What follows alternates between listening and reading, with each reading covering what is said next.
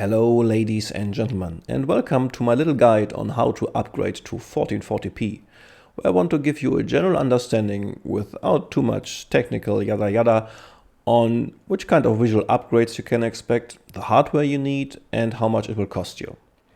So first of all, for whom it is interesting to upgrade to 1440p coming from 1080p, which is the most common resolution right now according to Steam Hardware Survey. So the monitor size is important, and the kind of games you are playing is important when you think about upgrading from 1080p to 1440p. First of all, let's speak about monitor size. 21-inch, 24-inch, 27 and 32-inch are the most commonly used monitor sizes, where I think 27-inch is the most popular one and 21-inch is hardly used these days anymore. But if you are playing for whatever reasons on a 21 or a 24-inch monitor, the upgrade to 1440p is of course less impactful as if you were playing on a 27 or 32-inch monitor. So that's one thing you have to keep in mind. And secondly, what kind of games are you playing? If you're playing competitive, fast-paced shooter, that's a different ballpark than, let's say, open world games, AAA games, Assassin's Creed, Far Cry, Cyberpunk, stuff like that. There are different demands, because if you're playing competitive, you want the highest refresh rates, you want the highest frames per second, and you don't care that much about resolution. Some people even downscale to 1080p on purpose. But if you want to play on a AAA game, open world game, you want the best visual experience. And for that, you don't need the highest frames or refresh rates. I'll talk about that later. But the visual upgrade from 1080p to 1440p with additional sharpness and stuff like that is much more impressive for games like that, of course. But what kind of visual upgrades can you expect? So here we are talking about refresh rates, the sync software, hardware between GPU and the monitor, and we are talking about pixel and pixel density, just briefly. So first of all, refresh rates. Now I opened a tab on Amazon here from one of the Asus monitors where they show an image of what you can expect coming from 60 Hz to 165 Hz. And yes, I know this picture is modified, it's not naturally taken, but it's nearly impossible for someone like me to create footage where I can show the difference. As you can see, the picture on the left side is clear and the picture on the right side is a little blurry. And that is what you can expect from a higher refresh rate. Now, the high refresh rates alone will not help you if the monitor is not able to synchronize with the GPU, and you get tearing effects. And these tearing effects, these stair steps, you can see on this image, where on the top part there's one frame and on the lower part there's another frame, and monitor and GPU are not synchronized. Now there's a software feature you heard about, maybe VSync, that's applied in many games, but it costs you performance. And with the G-Sync, FreeSync or Adaptive Sync features, which are widely available these days, the monitor will be able to synchronize with your GPU and you have no tearing. Now, a high refresh rate with no tearing is what really gives you a smooth gaming experience. And I will cover G-Sync, FreeSync and Adaptive Sync in depth in the hardware section. But let's talk about one more thing for the visual experience, and that will be pixel density. So coming from 1080p, going to 1440p, this is the difference between pixel density. So I opened the game, as you can see, Cyberpunk, and I scaled it down to 1080p on my 1440p monitor. And if I would have a 27-inch 1080p monitor, the image that you see would be stretched. The same amount of pixel you see in that picture would need to fill the whole of the monitor.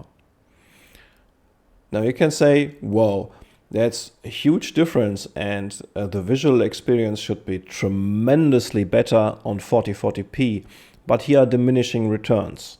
So in terms of pixel, coming from 1080p, which is roughly around 2,070,000 something pixels. Going up to 1440p means going up to 3,700,000 something pixels. So that's an uplift of 75% more pixel, 1.6 million pixels more than the original 2,070,000.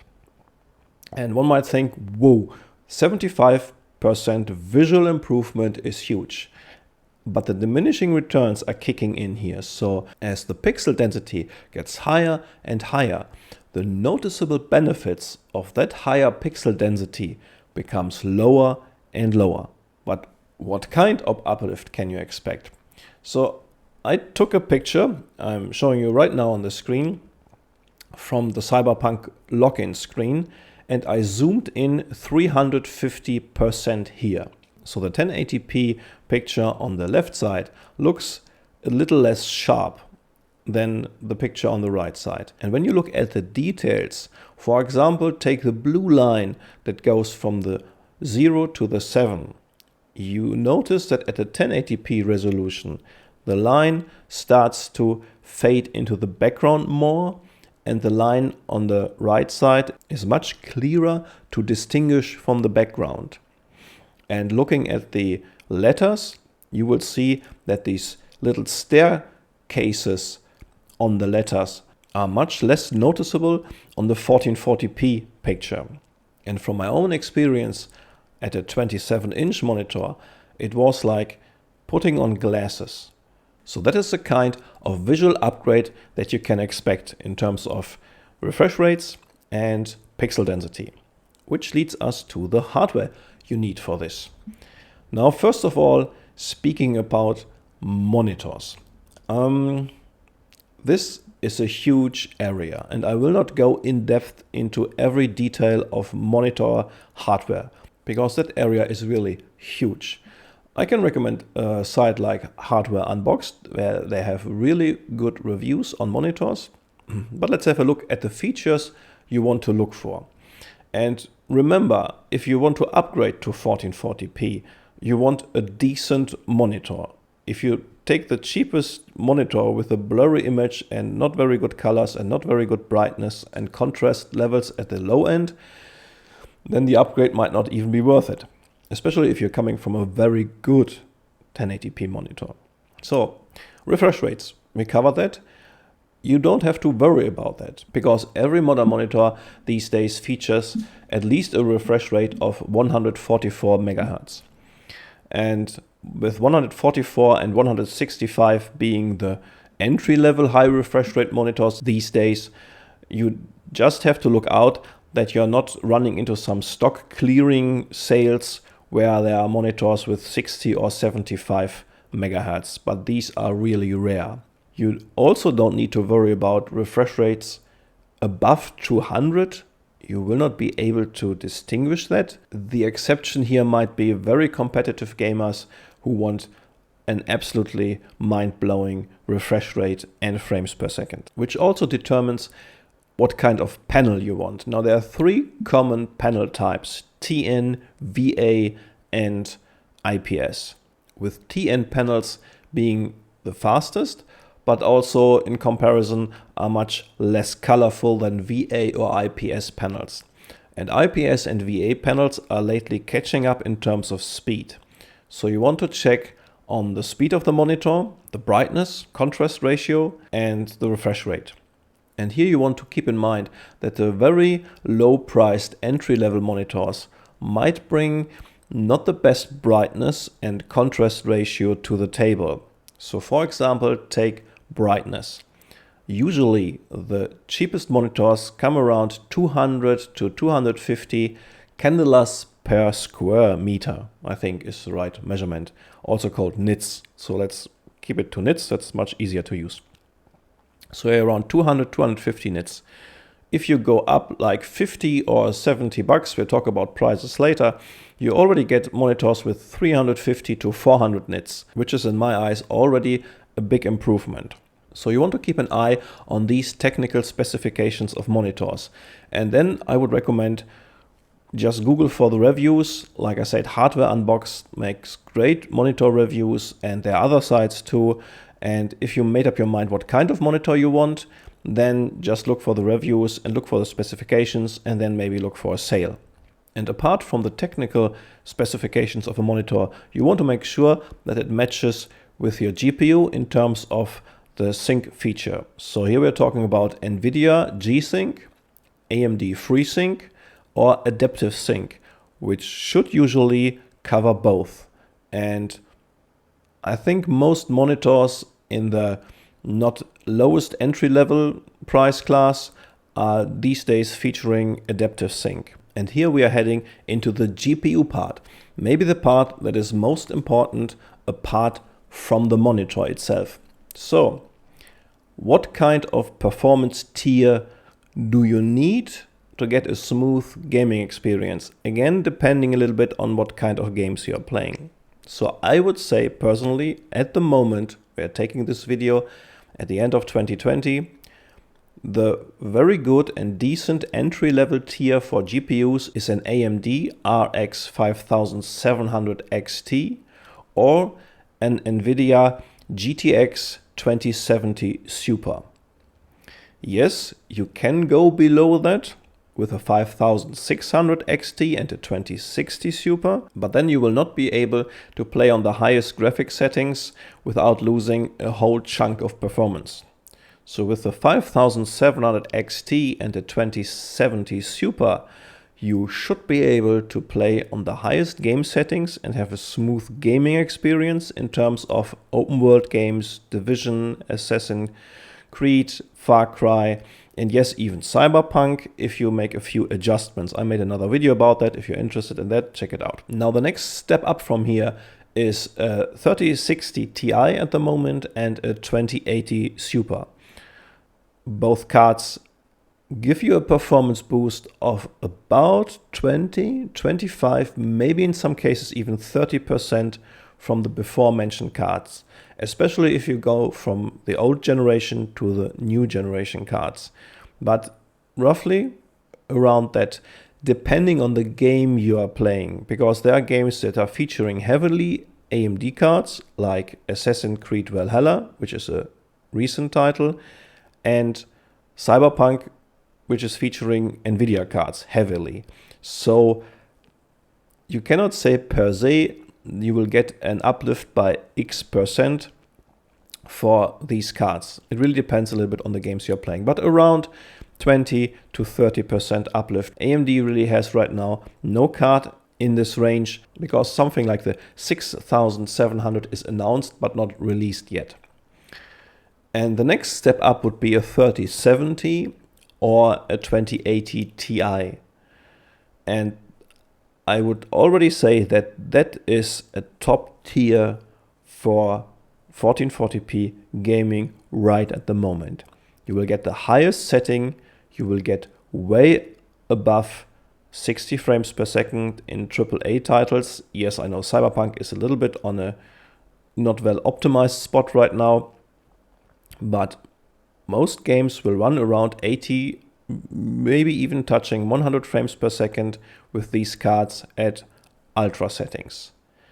And if you go above that with a 3080 and more, you will have to pay a lot more for that kind of performance. And the performance jump between a 3060 Ti and a 2080 Super to a 3070 and a 2080 Ti will be around 15%, maybe 20% in some cases. And yes, we are talking about prices in the last section, so that will be fun. Okay, moving from the most important parts, monitor and GPU, to the maybe not so important parts. You have to look at your power supply, because if you're getting a new GPU, you might need a new power supply. So if you're sitting right now at something like 500, 550 watt, you will need to upgrade to 665 watt to be sure. And if you're moving the GPU tier up, then you want something like 700, 750, maybe even 800 watt if you're looking for 3080 or stuff like that. So you might need an upgrade for your power supply. That is not the most expensive part, but as I said, if your old power supply is at the lower end, 500, 550 watt, you will simply need a new one. Now, another thing you might not give a big thought about is cables. Usually a monitor comes with DisplayPort and HDMI cables, and you will need a DisplayPort cable to take full advantage at 1440p of the high refresh rates. But after you invested that much money into a monitor and a GPU and maybe a power supply, you should invest maybe 15 or 20 bucks into a very good cable, because this might have a nice impact on your visual experience without costing too much money. Yes, all nice and well, and you didn't tell us anything about a CPU. Yes, because the CPU becomes less important the higher the resolution gets. And here we're again speaking for AAA games, open world games, not so much about competitive gaming, because some people tend to lower the resolution just to get the higher frames, and then a lower resolution is more CPU bound, and the higher resolution like 1440p is already much more GPU bound. So the monitor and GPU hardware is much more important to you than your CPU. Yes, if you have a very old CPU that can barely keep up now, like a 6, 5, 7-year-old CPU, then you might want to get a new CPU, and then of course you usually need a new motherboard. But if you're playing with something like a very popular 3600 Ryzen processor right now, 6-core, that's more than enough, and you will see no bottlenecks in open world AAA titles right now. Even if you have one generation before that, I think you're good to go.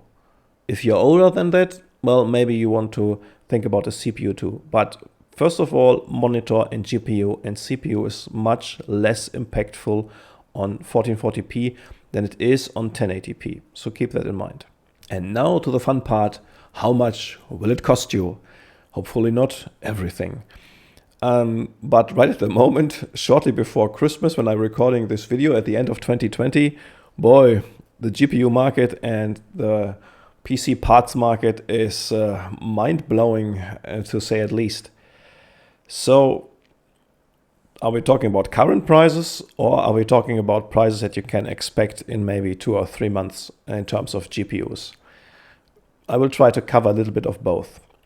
So speaking about monitors first, and I will use the term bucks here a lot, because euros and US dollars are nearly the same in a lot of products, maybe a difference between 30 or 40 euros dollars.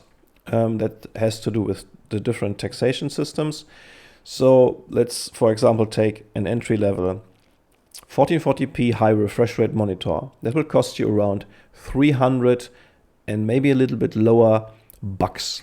It would be like 320 US dollars and maybe 290, 300 euros, for example. But at this entry level, you will face a few shortcomings in terms of specifications. So right now, I would recommend to taking your entry level monitor all the way up to 350, 400 bucks. There you get something like 350, 400 nits, a good contrast ratio, a nice panel, and you will always find some monitors on sale in that ballpark. So 350, 400 euros maybe for the monitor. And then you have the GPU, which is at the moment the most expensive part by far.